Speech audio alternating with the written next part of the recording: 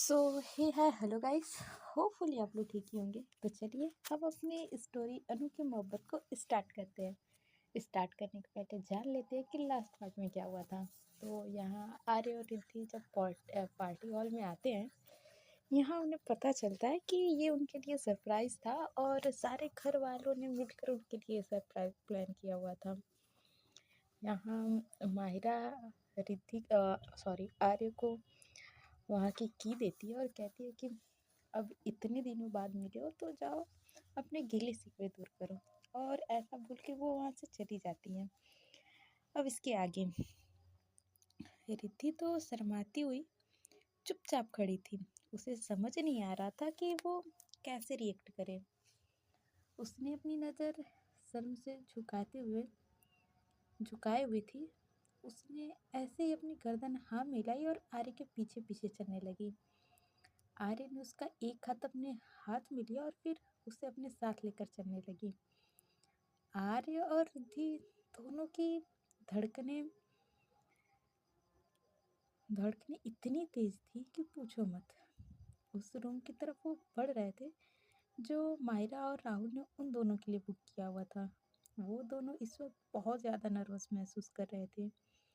दोनों के मन में एक अजीब सी कशमकश चल रही थी कि वो दोनों एक दूसरे से क्या बात करेंगे और कैसे एक साथ इस कमरे में रहेंगे।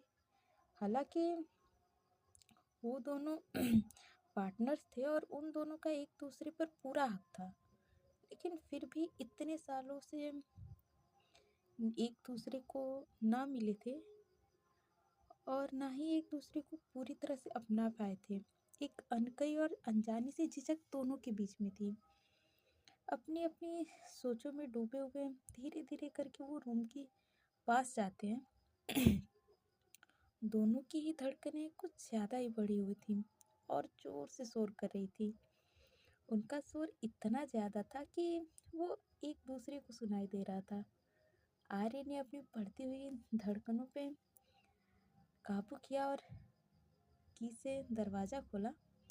वो दोनों अंदर आए और अंदर आते ही रूम का नज़ारा देखकर दोनों की आंखें हैरानी से फैल गईं। पूरा का पूरा रूम पिंक और वाइट कलर के गुलाब के फूलों से सजा हुआ था और पूरे के पूरे कमरे में फूलों की खुशबू थी। दोनों की ही आंखें कमरे के इस तरह से सजा हुआ देखकर बड़ी हो जाती हैं। दोनों एक नज़र कमरे पर डालते हैं और फिर आर्य रिद्धि को देखने लगती है।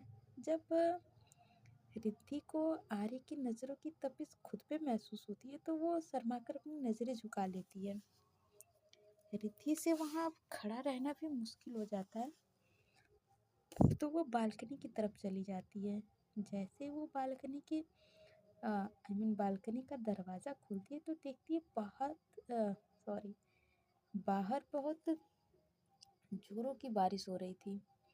बारिश देखते ही रिद्धि के होठों पर मुस्कुराहट और बड़ी हो जाती है। उसके दिमाग में उस रात की सारी यादें ताज़ा हो जाती हैं जब आर्य और रिद्धि ने पहली बार तन और मन दोनों से एक हुए थे। बारिश को देखकर आर्य के होठों पर भी मुस्कुराहट तैर जाती है।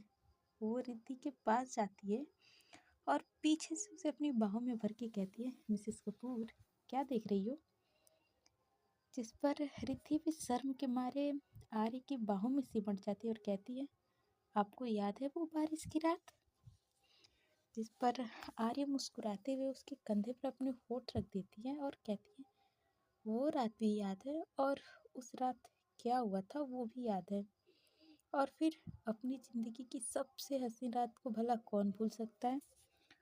और ये बारिश सिर्फ बारिश नहीं बल्कि हम दोनों के मिलने की गवाह है। ये सुनकर रिद्धि मुस्कुराती हुई कहती है, इसका मतलब आपको सच में सब कुछ याद है? आर्य कुछ नहीं कहती और बस मुस्कुराती रहती है। रिद्धि उसके हाथ अपने पेट पर से हटाती है और भागकर बालकनी से चली जाती है। बालकनी से बाहर चली जाती है और बारिश में खड़े होकर भीगने लगती है। इधर आर्य बालकनी के दरवाजे से सट के खड़ी हो जाती है और अपने चेस्ट पर हाथ बांधकर रिद्धि को देखने लगती है। रिद्धि बारिश को पूरी तरह से एंजॉय कर रही थी। वो गोल गोल घूम के बारिश में घूमने लगती है और आर्य उसे इस तरह से देख एंजॉय कर रही थी। रिद्धि की साड़ी बारिश में भीगकर उसके बॉडी से चिपक चुकी थी। उसके सारे बाल गीले हो चुके थे।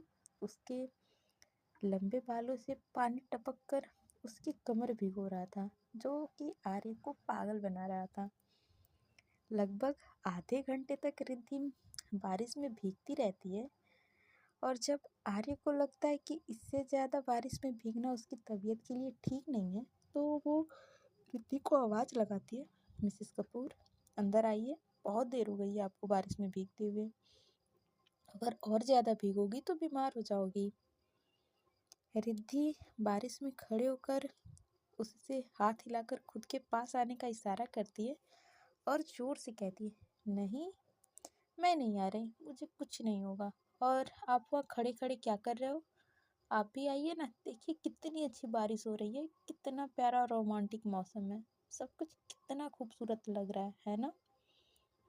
ये सुनकर आर्य भी खोए हुए अंदाज में कहती है, हाँ सच कह रही हैं आप, सब कुछ बहुत खूबसूरत लग रहा है। रिद्धि आर्य की तरफ देखती है तो आर्य बड़े ही प्यार से आस भरी नजरों से एकटक देख रही थी। रिद्धि भी उसकी नजरों की तपिश से पिघली जा रही थी।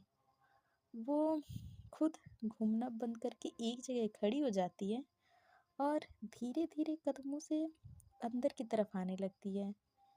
वो जैसे ही आर्य के पास आती है, उसकी आंखों में ढेर सारी शरारत देखकर उसे हल्का सा धक्का देकर बाथरूम में चली जाती है। आर्य भी उसे इस तरह से जाता देखकर मुस्कुराती है और अपने हाथ में सॉरी बालों में हाथ फेरते हुए कहती है, यार ये इतनी प्यारी और मासूम क्यों है, पर जैसे भी है आई लव हर। माहिरा और नेहा ने आर्य और रिद्धि के लिए वहाँ पर पहले से ही कपड़े रखवाए हुए थे।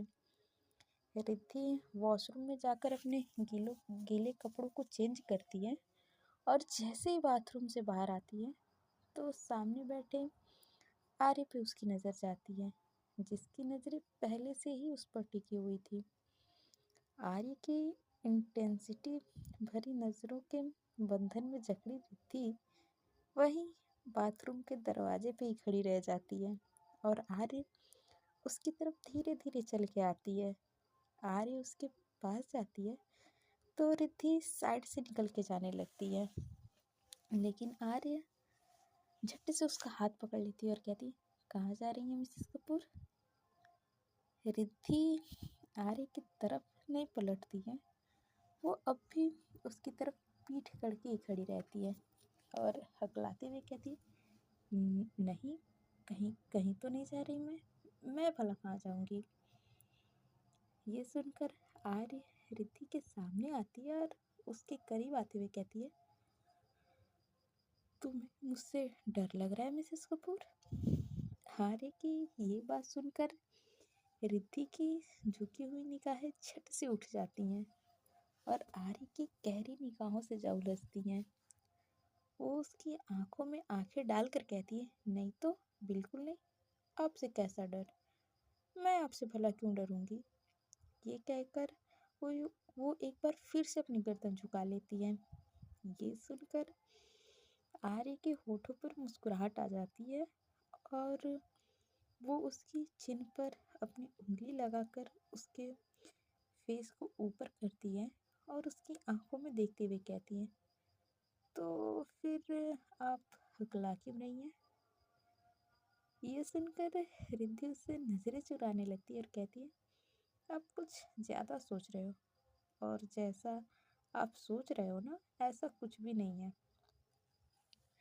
आर्य अच्छे से जानती थी कि रिद्धि अंदर ही अंदर बहुत घबरा रही है और डर भी रही है, लेकिन वो उसका ओवर कॉन्फिडेंस देखकर खुद को मुस्कुराने से नहीं रोक पाती है।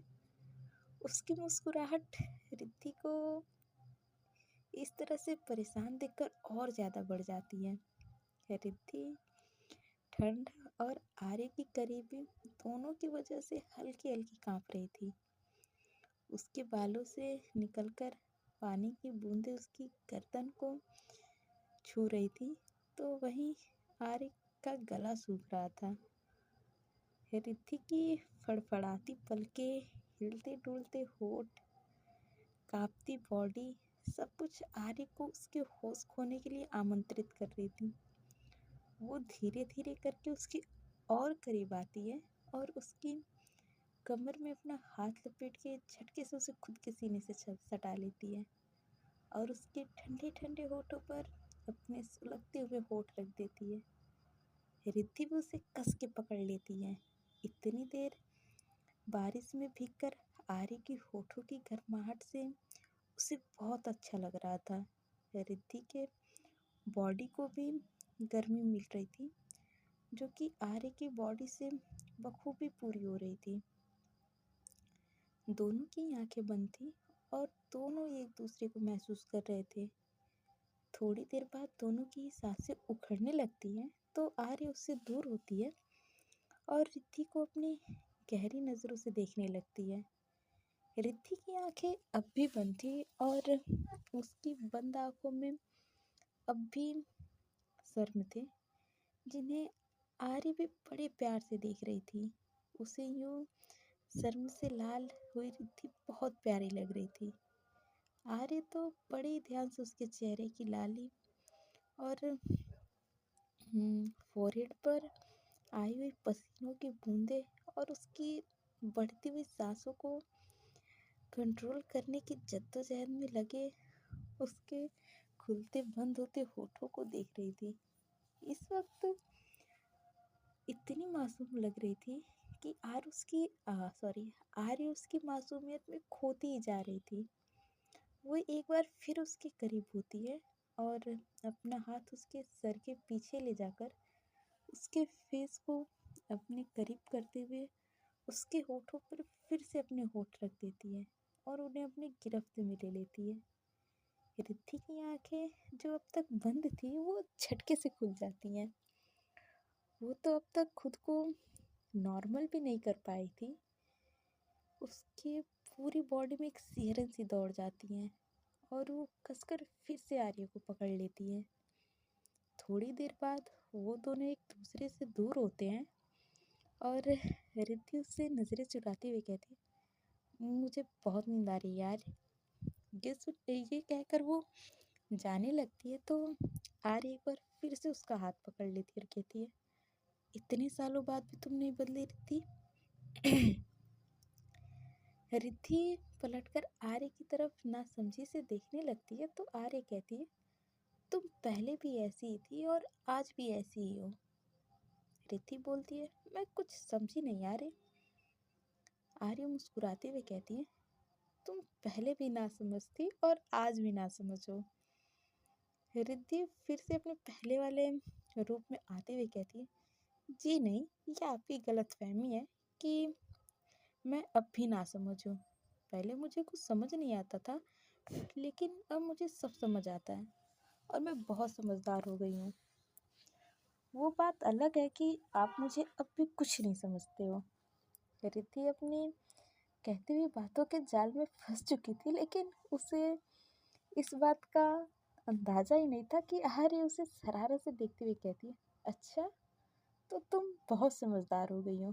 तो एक बात बताओ, मुझे इस तरह से कमरे को इस कमरे से उठती हुई खुशबू से इस कमरे की सजावट को देखकर तुम्हें शायद कुछ समझ नहीं आ रहा है या तुम जानबूझ के कुछ समझना नहीं चाहती हो।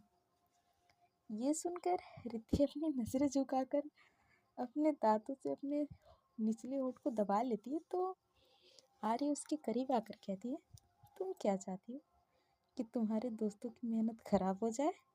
एक बार गौर से देखो कि तुम्हारे दोस्तों ने कितनी मेहनत करके ये सब तैयार किया है और तुम हो कि सोना चाहती हो। फिर उसके गले लगकर उसके कान में धीरे से कहती है, अगर आपका ऐसा कोई भी इरादा है मिसेस कपूर तो उसे अपने दिल और दिमाग दोनों से निकाल कर फेंक दीजिए, क्योंकि ऐसी सजावट या तो हमारी फर्स्ट नाइट पर थी या फिर आज है। हमारी फर्स्ट नाइट तो आपकी वजह से बेकार हो गई थी लेकिन आज की रात को मैं जाया नहीं जाने दूंगी। अब तक तो रिद्धि आर्य की बातों से शर्म में सिमटी जा रही थी, लेकिन जैसे ही वो आर्य की आखिरी लाइन सुनती है तो रिद्धि का मुंह बन जाता है। वो अपनी कमर पे दोनों हाथ रखते हुए शिकायती लहजे में कहती है, मेरी वजह से क्यों वो बेकार हुई थी? जितनी जिम्मेदार मैं थी उतनी जिम्मेदार आप भी थे। ये सुनकर आर्य उसे अपनी बाहों में भरते हुए कहती है, ये हुई ना मिसेस कपूर वाली बात। ये सुनते ही रिद्धि भी शर्मा कर उसके सीने में अपना मुंह छुपा लेती है। तो बड़ी प्यार से आर्य उसे अपनी गोद में उठाती है और फिर उसे बेड पर ले जाकर रूम की सारी लाइटें ऑफ कर देती हैं। कुछ ही पलों में दो जिस्म, मैं तुमसे लेकर हम बनने के सफर पे निकल पड़ते हैं। पूरे कमरे में उन दोनों की धड़कनों का शोर गूंजने लगता है। दो जिस्म कब एक हो जाते हैं उन्हें पता ही नहीं चलता। 6 सालों की जो दूरियां उन दोनों के बीच में थी, उन दूरियों को आज रिद्धि और आर्य ने अपने प्यार से हमेशा के लिए मिटा दिया था। अगली सुबह जब सूरज की किरणें आर्य के फेस पे पड़ती है तो आर्य की आंख खुलती है। वो मुस्कुराते हुए अपने सामने देखती है तो वहां पर रिद्धि नहीं होती है। वो झट से खड़ी होती है और पूरे कमरे में नजर दौड़ाती है, लेकिन रिद्धि रूम में कहीं नहीं होती। जब से रिद्धि और वो ऑस्ट्रेलिया से वापस आए थे तब से आर्य को सुबह उठते ही सबसे पहले उसका चेहरा देखने की आदत सी हो गई थी, क्योंकि रिद्धि कभी भी आर्य के जगने से पहले नहीं जगती थी। लेकिन आज जब उन दोनों के बीच में सारी दीवारें हट चुकी थी तो रिद्धि का इस तरह से गायब होना उसे बेचैन करने के लिए काफी था। अचानक ही उसे घबराहट महसूस होने लगी थी और वो जल्दी से खड़ी होकर बाथरूम का दरवाजा नॉक करती है, लेकिन रिद्धि वहां भी नहीं होती है। वो पूरे रूम में एक नज़र फिर से घुमाती है तो देखती है रिद्धि के रात वाले कपड़े भी नहीं थे, और जो कपड़े उनके लिए नेहा और मायरा ने भिजवाए थे वो भी वही थे। इसका मतलब रिद्धि अभी भी अपनी नाइट ड्रेस में ही थी। फिर उसके दिमाग में एक ख्याल आता है और वो बालकनी की तरफ बढ़ती है। बालकनी के दरवाजे को खुला देखकर उसके बेचैन दिल को थोड़ा सा चैन मिलता है।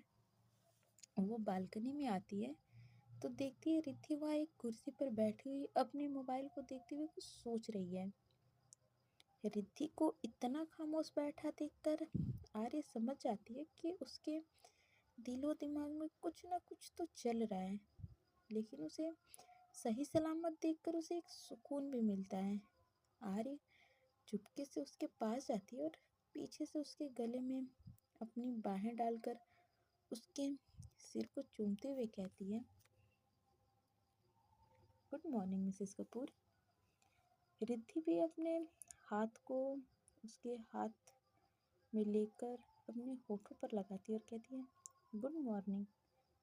कहकर रिद्धि उसके हाथ को पकड़कर अपने सामने करती है तो आर्य उसके सामने वाली चेयर पर बैठ जाती है और उसके दोनों हाथों को अपने हाथों में थाम के कहती है, क्या सोच रही हो?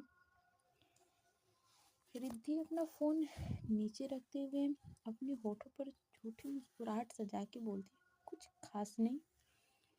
आर्य रिद्धि का हाथ पकड़कर उसे उठाती है और अपनी गोद में बिठाते हुए कहती है, मिसेस कपूर, अगर आपको लगता है कि मैं आपका चेहरा देखकर आपकी परेशानी पता नहीं लगा सकती तो आपको गलत लगता है। हम दोनों के बीच में अब ऐसा कुछ नहीं है कि आप मुझसे कुछ छुपाओ। आप मुझे बेझिझक होकर अपने मन की हर बात बता सकती हो। जिस पर रिद्धि बोलती है, सोच रही थी कितना अच्छा होता अगर हम दोनों के बीच में वो सब नहीं हुआ होता तो। जिस पर आर्य बोलती है, इतनी सुबह सुबह वो सब बीती हुई बातों को याद करने का क्या मतलब है रिद्धि? वो भी तब जब सब कुछ ठीक हो चुका है। रिद्धि बोलती है, काश कि हम बीते हुए वक्त को वापस ला सकते। आर्य आर्य बोलती, क्या बात है रिद्धि, इतनी उसकी उलझी उलझी बातें क्यों कर रही हो? जो कुछ कहना चाहती हो वो साफ साफ कह सकती हो। रिद्धि उसके सीने में अपने सर को लगाकर उसकी कमर के इर्द गिर्द अपनी बाहों को लपेट कर कहती है, मैं एक बार फिर से वही सब जीना चाहती हूँ। आर्य आर्य को लगा था कि रिद्धि कुछ ऐसा कहने वाली है, क्योंकि रिद्धि उसने सॉरी उसने रिद्धि को फोन पे देखा था। उसे लगा था रिद्धि कुछ और कहेगी, लेकिन यहाँ रिद्धि उल्टा ही कहती है। आर्य बोलती है, रिद्धि ये फिजूल की बात है, बीता वक्त अब कभी भी नहीं आ सकता है, और जो जो तुम कह रही हो वो वक्त अब नहीं आएगा। जिस पे रिद्धि भी अपना मुंह बना लेती और कहती है, हाँ मुझे पता है कि बीते वक्त नहीं आते हैं। उसके बाद से आर्य कहती है, चलो अब घर चलते हैं। जिस पर रिद्धि भी अपनी हाँ में गर्दन हिलाती है और दोनों घर की तरफ निकल जाते हैं। सो फ्रेंड्स, ये स्टोरी आज यहीं समाप्त होती है और इसकी हैप्पी एंडिंग थी। तो चलिए मिलते हैं फिर किसी न्यू स्टोरी के साथ, और आप लोग बता सकते कि आप लोगों को कौन सी स्टोरी चाहिए। तो चलिए, bye bye, tata, take care, bye everyone. वैसे स्टोरी कैसी लगी ये भी बता दीजिएगा आप लोग। पहले स्टोरी पूरी की है मैंने।